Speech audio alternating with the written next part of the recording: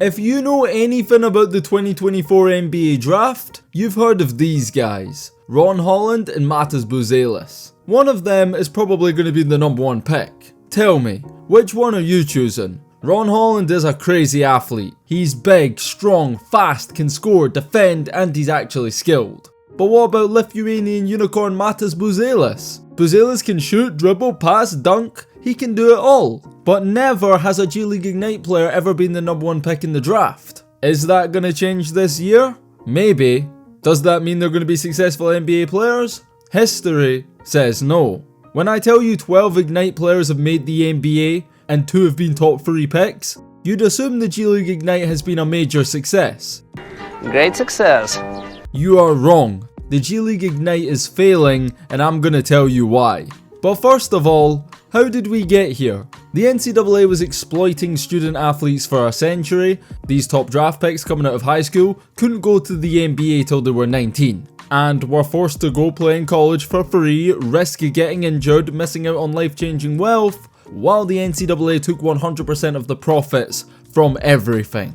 Sadly, there was no logical alternative until in 2017 a madman named LeVar Ball said this ain't right and decided to do something about it. He created his own JBA league, an alternate path that gave high school players an opportunity to make money and hoop before declaring for the draft. I know the JBA league only lasted 1 season, but the blueprint was there, and in 2018, the NBA with all the resources saw what happened, took the idea, ran with it, and did it on a bigger scale.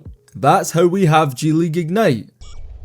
And in 2023, more and more prospects aren't going to college. They're going to the G League. Why? Because it's an easy sell. Let's compare the 2 options. You're a 5-star high school player. You can go to the G League and get paid up to $500k a year in salary, or you can go to college and play for nothing. Financially, everyone's picking the G League. But what about the one thing more important than money? The basketball. In the G League, you face tougher competition. Everyone's a professional, you have a mix of NBA vets, 2-way rookies, undrafted gems, and pros from overseas. In college, only 1.2% of NCAA D1 players ever make the NBA.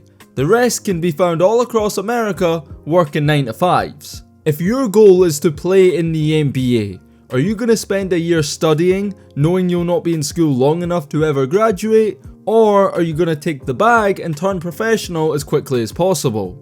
Objectively speaking, in 2023, the G League Ignite is the best path for top draft prospects coming out of high school. Other than nostalgia, tradition, and being skeptical of what's new, why would anyone choose college over the G League? Maybe that skepticism is well warranted. Why are you running?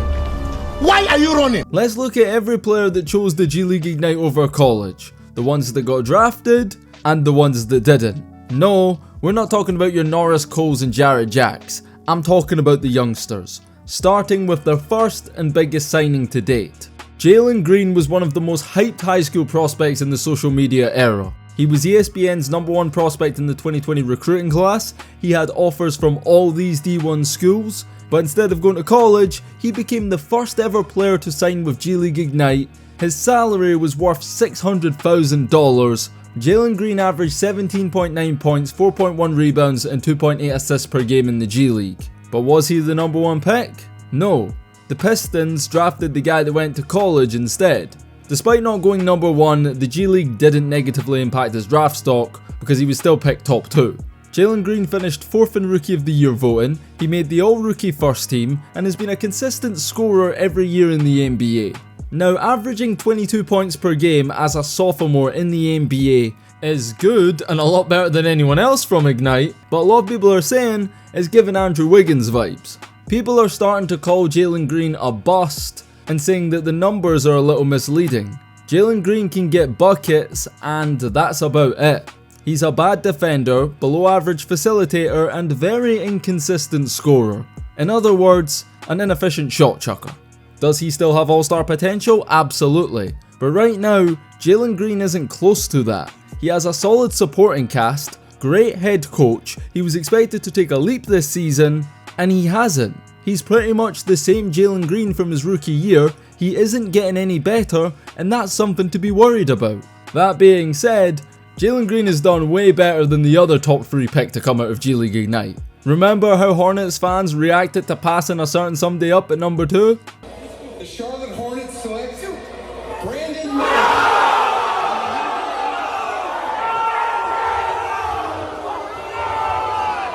That's what they said. DKM said this. This is one of those decisions that even those idiots at the Spectrum Center last night will look back on like, wow, we almost passed on this guy for that guy.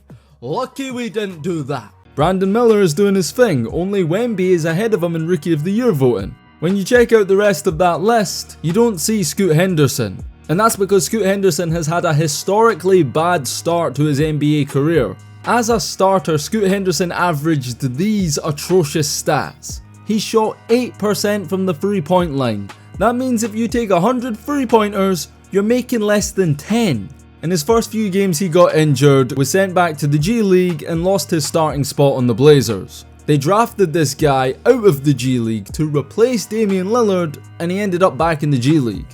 Now since returning from injury, Scoot has been slightly better than he was, but that isn't hard, because he couldn't get much worse.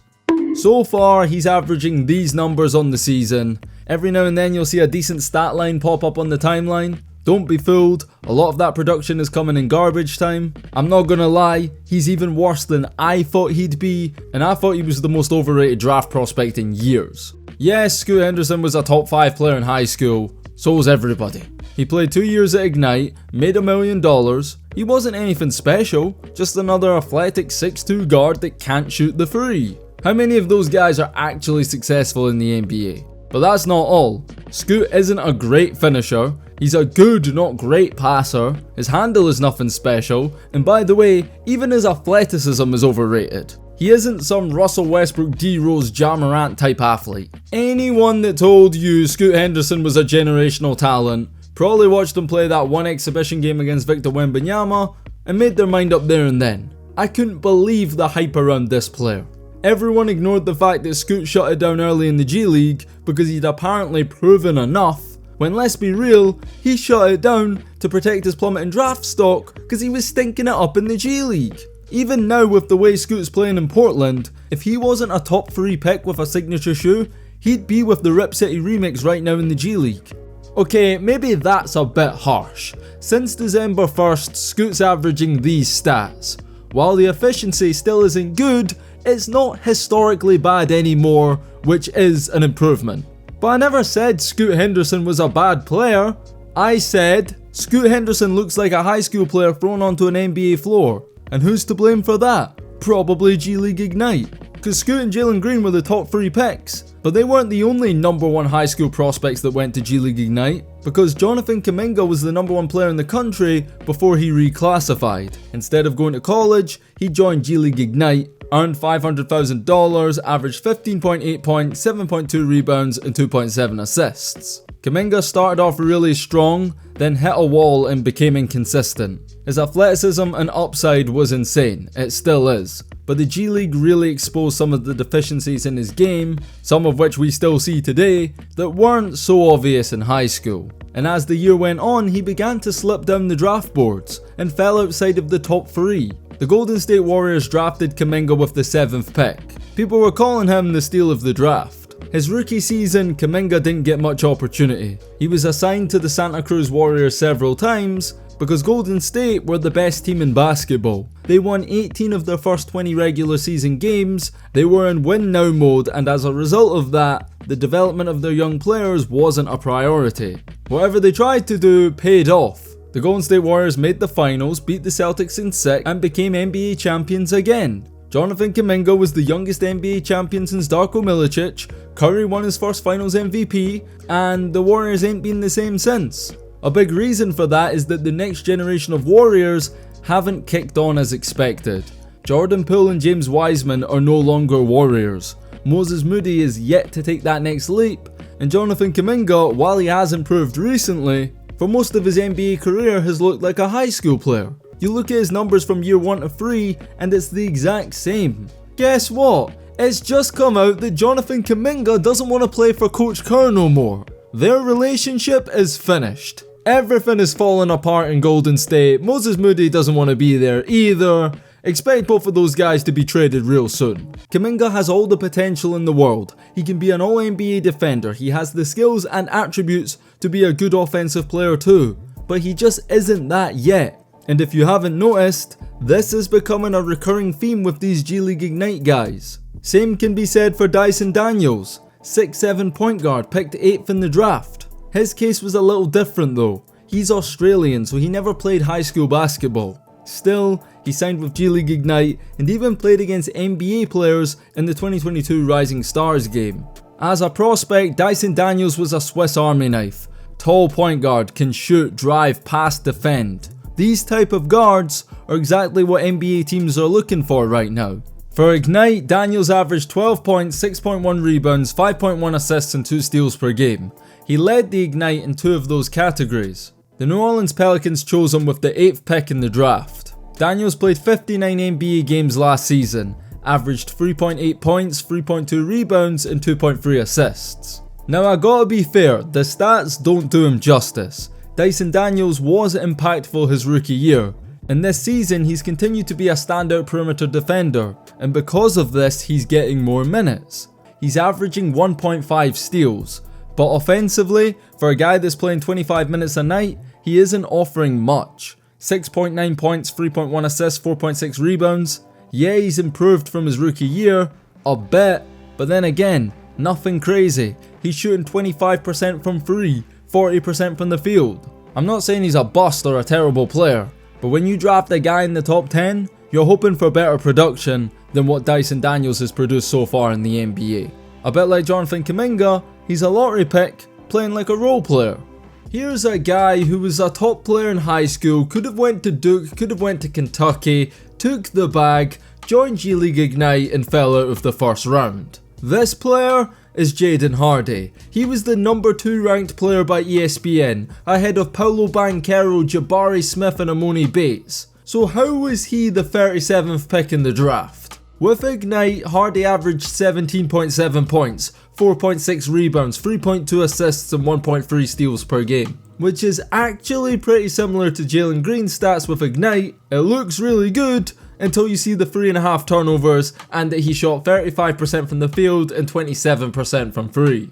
Hardy was considered a selfish, inefficient volume scorer, and we all know the NBA ain't too high on those guys. Jaden Hardy spent a lot of his rookie season in the G League and with the Texas Legends. He was way better in Texas than he was with Ignite. He averaged 28.8 points per game, similar assists and rebounds, but check this, he shot 55% from the field and 49% from 3-point range. Jaden Hardy's performances in the G League earned him some playing time in Dallas. On his NBA debut he scored 22 points, he averaged these stats for his rookie year. Bear in mind, he's a guard playing on the same team as Luka Doncic and Kyrie Irving. He's not going to get much playing time, no matter what he does. This season, he's played 21 plus minutes just one time, and what did he do? Score 19 points on 5 of 7 shooting. Jaden Hardy is a nice player with a lot of talent. Had he been drafted in the lottery, been given the keys for his own team, his NBA situation might look a little different right now. But the reality is, he's a backup point guard barely playing 15 minutes a night. Now for a second round pick on a 2-way contract, he's done very well for himself. But for a guy that was a potential number 1 pick in high school, it's been a disappointing start to his career. Now would his situation have been different had he gone to college instead of Ignite? We can only speculate. Does anyone remember Isaiah Todd? McDonald's All-American high school star with D1 offers from Michigan, Kansas, Kentucky and UNC? He's another that took the bag and went to G League Ignite. And 3 years later, he's still at G League Ignite. I'm not on any draft boards. I don't know where I'm going to go in the draft. And being, the former number 1 player in this class, that means something to me. So here's what happened. Isaiah Todd was heavily featured for Ignite. He averaged 12.3 points and 4.9 rebounds on decent shooting splits. He was selected 31st in the 2021 NBA draft by the Bucks. was traded to the Wizards, spent 2 years in Washington, played a grand total of 12 NBA games, averaged 1.6 points, 1.3 rebounds, shot 22% from the field and 19% from free. He couldn't get on the floor for one of the worst NBA teams. What will the Washington Wizards get with Isaiah Todd? The Washington Wizards going to end up with a championship messing with me. During these 2 years, Todd played with the Capital City Go-Go's in the G League. He put up these stats his first year and surprisingly regressed in year 2. This summer he was a part of the Bradley Beal trade with Phoenix and was very quickly waived by the Suns. And now he's right back where he started, with G League Ignite. Only this time, he's not a priority. They aren't heavily featuring him to boost his draft stock. He's playing under 15 minutes a night and is averaging 4.8 points per game. Now I know McDonald's All-Americans go to the NBA all the time and fail, but if you told Isaiah Todd after signing with Ignite in 2020 that he'd still be there in 2024, I think he'd have chosen to go to college. Same draft class, we got Daishen Nix, a McDonald's All-American that could have gone to Kansas, Kentucky or UCLA. He'd actually committed to the Bruins before backtracking and joining G League Ignite for $300k. Unlike a lot of the others, Nix wasn't a starter with Ignite. He averaged 8.8 points, 5.3 rebounds and 5.5 assists. Pretty well-rounded numbers off the bench. He went undrafted, but after impressing with the 76ers at Summer League, he signed with the Houston Rockets. He played most of his rookie season with the Rio Grande Valley Vipers, averaged 20.6 points, 7.7 assists, 5.9 rebounds and 2 steals, stats that were way better than his numbers with Ignite, but that's not all. Nix led the Valley Vipers to the G League Finals, he averaged a near triple-double in the G League Playoffs. In Game 1 of the Finals, he had 31, 12 and 11, he had 20, 11 and 8 in Game 2, somehow he didn't win Finals MVP, but his team won the G League Championship. Daishen Nix was becoming an undrafted success story, signing a 4-year deal with the Houston Rockets. It's very rare an undrafted player signs a long-term contract like that. However, things weren't as good as they seemed. In the 2022-23 season, Nix played 57 games with the Rockets. He didn't impress, his stats weren't any better than his rookie year, and he was waived by the Rockets in 2023. He did get himself another NBA shot with the Minnesota Timberwolves, but this season, his situation isn't any better. He's back in the G League with the Iowa Wolves, he's putting up some big numbers, but we know what Nix can do in the G League, we've seen it before. He's only played 6 games with the Timberwolves this season. He's averaging 1.3 points per game in under 4 minutes. And unfortunately for him, unlike the Rockets last season, Minnesota are actually good for once. They ain't got time for young players, they're trying to win. So because of that, I can't imagine Nix is going to get any playing time at the NBA level anytime soon. Now we got another one from the 2022 NBA draft, a first round pick selected 24th by the Milwaukee Bucks, Marjon Beauchamp. Now he's a little different. He wasn't a McDonald's All-American or social media star. He played high school ball all over the country and actually played JUCO college basketball before joining Ignite in 2021. Growing up, Marjon became tired of constantly moving from state to state, so he took a year off and considered quitting basketball. After training individually, he decided to join a local college, and as a freshman, he put up insane numbers. 30.7 points, 10.5 rebounds, 4.8 assists, 1.3 steals and 1.1 blocks.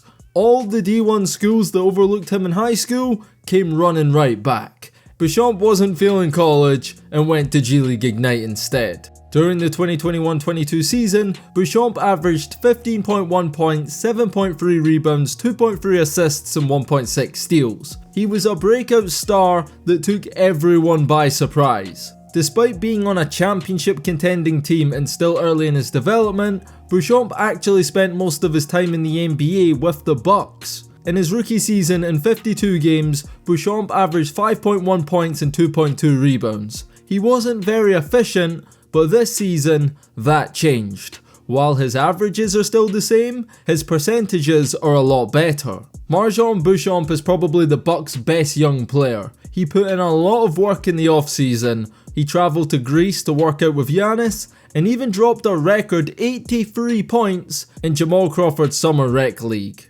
Marjon is a versatile young player with two-way potential and good athleticism. The type of guy that does have a role in this league, but like so many others on this list, what has he actually done in the NBA? Same goes for Leonard Miller, the 33rd pick in the 2023 draft. He had 25 offers coming out of college, and like everyone on this list, joined G League Ignite instead. Leonard Miller is a bizarre case. He was relatively unknown going into the draft, a side character in the Scoot Henderson show, but despite being slept on, Miller averaged 18 points and 11 rebounds per game. He shot 55% from the field, and despite his unorthodox mechanics, he even showed potential as a shooter. Leonard was a 6'10" power forward, averaging an efficient double-double against grown men in the G League. I know they don't want to talk about it, but he was Ignite's best player last season and still fell into the second round. Despite an impressive showing at Summer League in Vegas, Miller isn't getting any burn on an NBA floor at all. He's played in 3 NBA games, totaled 6 minutes of playing time. I'm not even going to read out his stats because it's just unfair. He plays for the Timberwolves, they're the best team in the West. He's probably going to end up spending most of his season with the Iowa Wolves in the G League. Okay, he's a second round pick, it'll take time. But once again, we have another guy who was a top player coming out of high school, went to the G League, and now he can't get on an NBA floor. Did I mention the guy the Spurs drafted from France? One of the top prospects coming out of Europe? No, not Wemby, thank God he never went Ignite. I'm talking about 6'8" forward Sidy Cissoko. He played for Barcelona in the Liga ACB, was considered the best international prospect not named Wembanyama until he joined G League Ignite. He became the first European to ever sign with the program and was inspired to do so by guess who? Dyson Daniels. In 28 games, Cissoko averaged 12.8 points, 3.5 assists, 2.8 rebounds, 1.2 steals and a block. His shooting splits were respectable, he featured at All-Star Weekend in the Rising Stars game and showed some real promise towards the end of the G League season, scoring 20 or more points in 5 consecutive games. That sounds nice and all, but he struggled to make a team. He was drafted late in the second round, and it wasn't until he proved himself at Summer League that he actually signed with the Spurs. Considering the team he plays for, I'm sure his nationality helped him make the team. The only NBA team worse than the Spurs is the Detroit Pistons. Cissoko has played just 4 minutes all season. He's in Austin right now playing with the Spurs G League team. The stats are better than last year. He's an intriguing prospect with versatility and upside, but the bottom line is he's still in the G League. So is Mojave King, who was picked shortly after Cissoko in the 2023 draft. The Lakers picked him 47th and then traded him to the Pacers. King was an international prospect. He turned down offers from Arizona, Oregon, Virginia and Baylor. He played in Australia's NBL as a part of their Next Stars program. Other notable guys to do this are LaMelo Ball, RJ Hampton and Josh Giddey. King played 2 seasons in the NBL with the Cairns Taipans and Adeline 36ers. He got some pro experience, made some money, averaged these stats, and in 2022 he decided to go to the G League.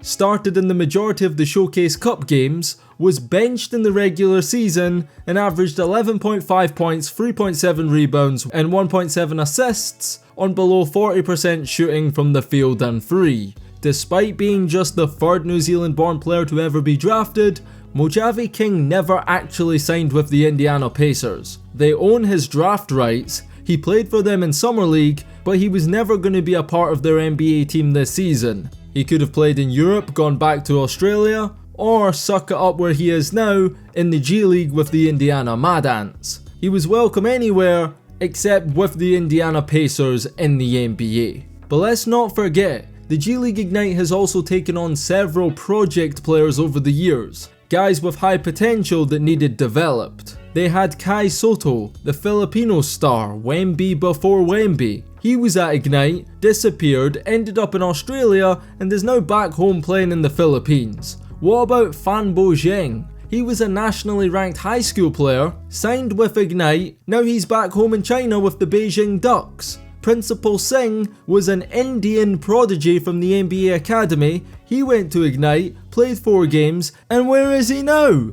Back in India! It's time to get serious. We've just gone through every single G League Ignite player that's ever been drafted, and Jalen Green is the only one that is a starter in the NBA. Let me ask you, how many guys on this list were McDonald's All-Americans in high school, joined G League Ignite, destroyed their draft stock, and are still playing in the G League to this day? To this day! I got an even better question. How many players went to G League Ignite and actually got better? In my opinion, 0. The G League Ignite was supposed to develop and prepare these prospects for the NBA and let them make a little money along the way. It's not working. These G League Ignite players are not ready. Even the best of them that are picked top 10 in the draft, they are struggling in the NBA. Probably because G League Ignite is really just glorified AAU basketball. It's like a showcase that nobody is watching. They are playing in empty arenas, auditioning their skills to NBA scouts. The G League Ignite team isn't playing for wins. Every player on that team is trying to establish themselves as an individual. And by the way, that's not just Ignite. That goes for the whole G League. Tell me who won the G League MVP last season. Tell me what team won the G League Championship. You can't. And that's the problem. Nobody in the G League is trying to be an Andre Ingram who stays there for a decade making 30k a year. Everybody is trying to get a contract for themselves somewhere, whether it be NBA, overseas, wherever. So not only is the G League Ignite team not trying to win, neither is their competition. Everyone is in it for themselves. Being a winning G League player ain't gonna get you a 10-day contract. Scoring 50 points, that might get you called up. This is where the Ignite players are learning the game. Instead of going to college, playing in front of massive crowds and playing in the NCAA tournament on national TV, they're playing meaningless, self-centered, your turn, my turn basketball that nobody is paying attention to. And that's why these G League Ignite guys are coming to the NBA looking like high schoolers. Do you even know who the G League Ignite coach is? It's NBA journeyman Jaden Hardy. Did you know this is his first head coaching job? Now, no disrespect to the guy, but these top prospects could have gone to blue blood schools and learned from guys like Coach K, John Calipari and Roy Williams. Coaches who have decades of experience developing future NBA stars and competing for championships. Maybe the G League Ignite should consider poaching one of their coaches. Please believe I have no bias towards the NCAA, but objectively speaking, the G League Ignite has been a failure so far. They've had too much talent over the last few years to have such little success stories in the NBA. I mean, come on. LeVar's JBA League produced an all-star player before the G League Ignite. They don't want to talk about that, but that tells you everything you need to know. Let me tell you something you need to know. If you've made it up to this point in the video, you've probably enjoyed yourself. So click that big red button, subscribe to the channel, so you can watch more videos like this. Let me know your thoughts and feedback down below in the comments. Has the G League Ignite been a success? Or do you agree with me that whatever they got going on down there is failing? On that note, it's DKM signing out. Until next time, and peace.